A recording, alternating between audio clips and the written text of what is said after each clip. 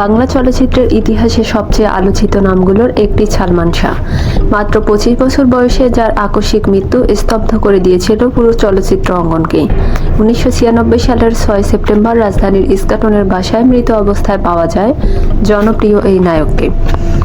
তখন তার মৃত্যুকে আত্মহত্যা বলা হলেও শুরু থেকেই বিষয়টি নিয়ে প্রশ্ন তুলেছিল তার পরিবার এবং ভক্তদের একটি বড় অংশ।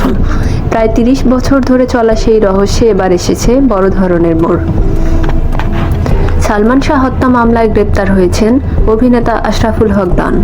গত 9 আগস্ট ঢাকার হযরত শাহজালাল আন্তর্জাতিক বিমানবন্দর থেকে তাকে গ্রেপ্তার করে সিআইডি। জানা যায় ওমরা পালনের উদ্দেশ্যে সৌদি আরব যাওয়ার প্রস্তুতি নিচ্ছিলেন ডন।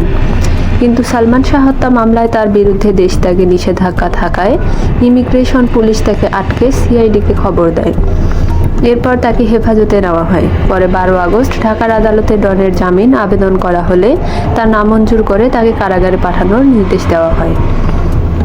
কিন্তু প্রশ্ন হচ্ছে, প্রায় 30 বছর পর কেন আবার সালমান শাহর মৃত্যুর ঘটনা হত্যা মামলা হিসেবে সামনে এলো? এর উত্তর খুঁজতে হলে ফিরে যেতে হবে সেই পুরনো তদন্তের দিকে। সালমান শাহর মৃত্যুর পর প্রথমে অপমৃত্যুর মামলা হয়েছিল। পরবর্তীতে তার পরিবার এটিকে হত্যাকাণ্ড দাবি করে তদন্তের দাবি জানায়। বিভিন্ন সময়ে সিআইডি, বিচার বিভাগীয় তদন্ত এবং পিবিআই তদন্ত করেছে। এসব তদন্তে সালমান শাহর মৃত্যুকে আত্মহত্যা বলা হয়েছিল, কিন্তু সালমান শাহর পরিবার সেই সিদ্ধান্ত মেনে নেয়নি।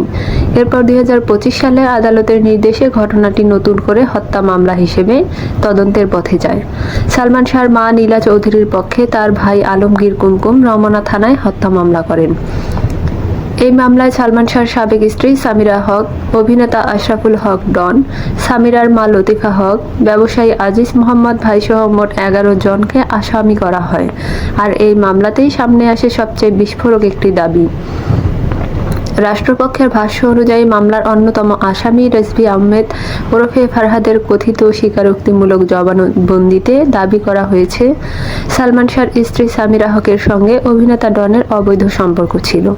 শুধু সম্পর্কের অভিযোগই নয়, রাষ্ট্রপক্ষ আদালতে দাবি করেছে ডন, ফারুক ও রেজভী মিলে 12 লাখ টাকার চুক্তিতে সালমান শাহকে হত্যার পরিকল্পনা করেছিলেন।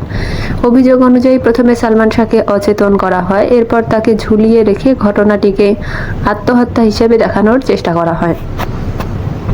এই দাবি এখন নতুন করে আলোচনার কেন্দ্রবিন্দুতে। তবে এখানে গুরুত্বপূর্ণ বিষয় হলো এসব এখনো মামলার অভিযোগ ও রাষ্ট্রপক্ষের উপস্থাপিত বক্তব্য। আদালতের চূড়ান্ত রায়ে এগুলো প্রমাণিত হয়েছে এমনটা এখনো বলা যাচ্ছে না। এত বছর ধরে যে ঘটনাকে আত্মহত্যা বলা হয়েছে সেই ঘটনাকেই এখন হত্যার অভিযোগে নতুন করে তদন্ত চলছে। আর সেই তদন্তে ডনের গ্রেপ্তার নতুন করে প্রশ্ন তৈরি করেছে। সালমান শাহর মৃত্যুর দিন আসলে কি ঘটেছিল?